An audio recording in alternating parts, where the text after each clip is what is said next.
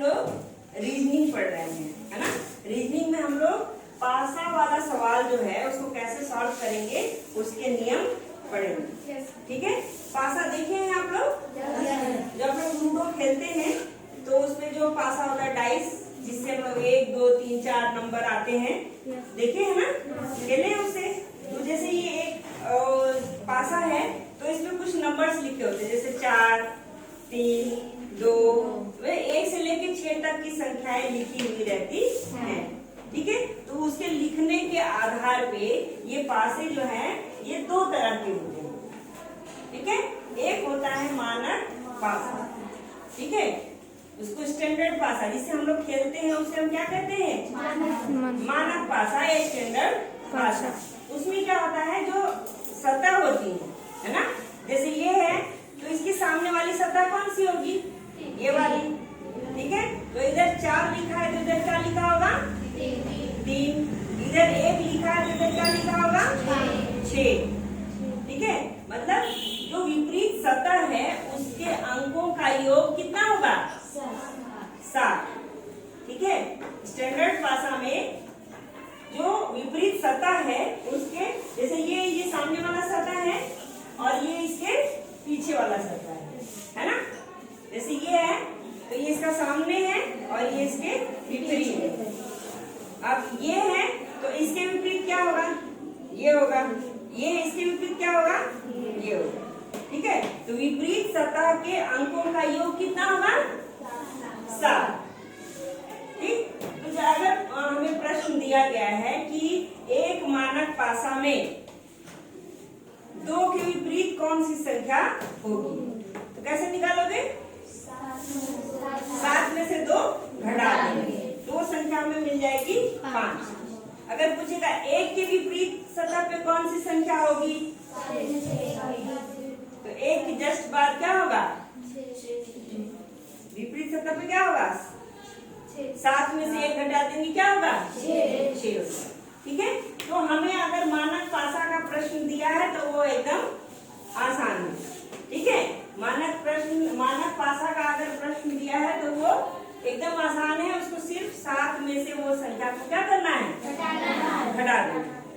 ठीक है, लेकिन अगर लिख रहा है साधारण पासा, ठीक है, मानक पासा नहीं है, ये क्या है? साधारण पासा है। वैसे ही पासा है लेकिन इसमें अंक जो है इधर उधर लिखे हुए हैं। इन अंकों का योग जो है वो 7 से कम हो सकता है या 7 से अधिक हो सकता है। अगर 7 हो रहा है तो फिर वो मानक हो जाएगा।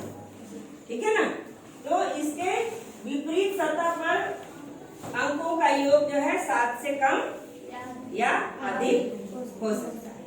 ठीक है, तो ऐसे पासे हो सकते हैं जिसके विपरीत 1 और 2 एक दूसरे के विपरीत हो, 3 और 4 में और ये 6 और 5 विपरीत हो, ऐसा हो सकता है। ठीक है, ये सब किसमें आएंगे? साधारण पासा। ठीक, तो साधारण पासा का सवाल आता है कई तरह का। ठीक है, साधारण पासा का सवाल है अगर उसमें 3 पासे दिखाए गए, जैसे कि ये साधारण पासा है। ठीक है, तो इसमें कुछ जो संख्याएं लिखी, इसको हमने एक बार फेंका तो हमें ऐसे मिला, क्या मिला? हमें 4 और उसके पड़ोसी संख्या 2 और 6 मिला। ठीक है, फिर इसको हमने ऐसे फेंका तो हमको अलग संख्या मिली, क्या मिली? 4 और 2 और 3 मिला। फिर हमने उसको फेंका तो हमें 1 3 और 2 मिला। मतलब एक पासे को 3 बार फेंका, ये नहीं कि अलग अलग पासे को फेंका, नहीं, एक ही पासे को 3 बार फेंका, उसे उसकी 3 स्थितियां दिखाई देंगी। ठीक, तो उसमें हम कैसे पता करेंगे किसी अंक के पीछे वाली सतह पे क्या है? ठीक है, तो इसको करने के लिए हम क्या करेंगे, इसमें प्रश्न पूछ रहा है कि 1 के विपरीत कौन सी संख्या होगी। ठीक, तो इसमें हम पहले ये पता करेंगे कि जो हमें संख्या पूछी गई है उसका पड़ोसी कौन। ठीक है, क्योंकि पड़ोसी सतह वाली संख्या कभी भी विपरीत नहीं हो सकती है।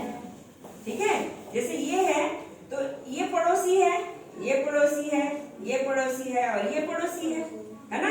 इसका जो विपरीत है वो कभी भी पड़ोसी नहीं है।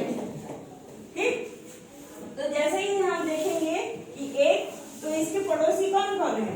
2 और 3, यानी कि 2 और 3 पड़ोसी हैं, तो ये कभी भी विपरीत नहीं है। इसके अलावा हमने देखा कि और कौन सी संख्या है, ये 2 तो 3 बार आया है जो कि इसके पड़ोसी है ना, तो ये नहीं हो सकता विपरीत एक का। और 3 भी 2 बार आया है, लेकिन इसका पड़ोसी होने के कारण ये भी विपरीत नहीं होता। अब बचा क्या? 4 और 6, तो 4 2 बार आया है ना, और 6 1 बार आया है, और 5 का तो पता ही नहीं। ठीक है, तो इसमें हम जो संख्या अधिक बार आएगी, ठीक है, पड़ोसी नहीं है और अधिक बार आएगी, वही उसकी विपरीत संख्या होगी। ठीक है, तो एक की विपरीत संख्या क्या होगी? 4। ठीक है, तो जब हम 3, हमको स्थिति एक डाइस को 3 बार फेंक के दिखाया गया है, तो हम ये नियम लगाएंगे। ठीक है, इसका सबसे पहले पड़ोसी ढूंढ लेंगे, तो पड़ोसी को हमें ध्यान ही नहीं देना, उसको टाइम हमको नहीं लगाना कि वो कितनी बार आया है। ठीक है, हमको उसके अलावा देखना है कि कौन सी संख्या अधिक बार आई है। तो जो संख्या अधिक बार आई, 4 अधिक बार आई है, 6 एक ही बार है, 5 का पता ही नहीं है, तो ये दोनों नहीं होगा, क्या होगा? 4। ठीक है, तो जब भी ऐसे 3 आपको प्रश्न दिखते हैं, 3 डाइस दिखते हैं, तो आप सबसे पहले पड़ोसी खोजिए, फिर पड़ोसियों को छोड़ करके कौन सी संख्या अधिक बार आई है, वही उसका विपरीत होगा। समझ में आ गया? पहला तरीका ये, जब हमको 3 स्थिति दिखा है। दूसरा तरीका है जब हमको 2 स्थिति दिख रहा है। ठीक है, इसमें हम क्या करेंगे? इसमें जैसे एक स्थिति दिया है जिसमें 4 ऊपर क्या है? 4 है, और उसकी पड़ोसी क्या है? 3 और 5। दूसरा स्थिति दिया है जिसमें 3 के पड़ोसी 2 और 6, और पूछ रहा है कि 3 का विपरीत क्या होगा। ठीक है, तो हम इसमें 3 के पड़ोसी ढूंढ लेंगे।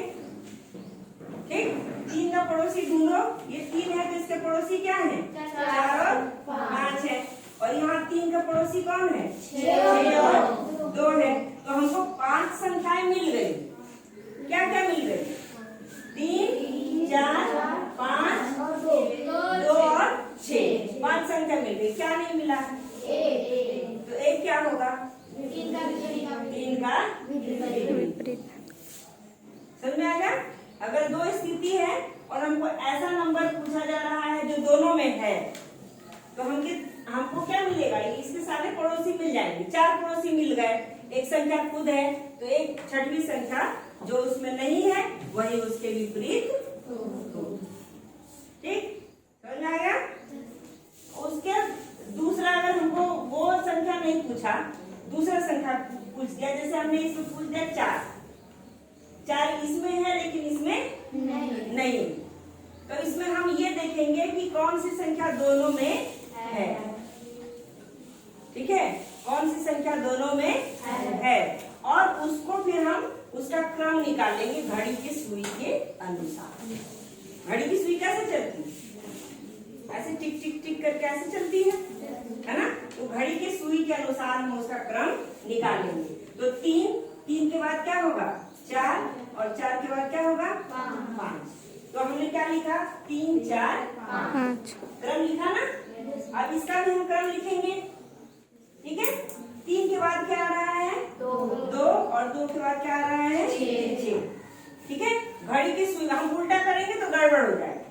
अगर हम इसको इधर घुमा देते हैं, इसको हम ऐसे करके ले जाएंगे तो फिर गड़बड़ हो जाएगा। हमको किधर घुमाना है? घड़ी की सुई के अनुसार क्रम को लिखना है। तो ये क्रम को हमने ऐसे लिखा।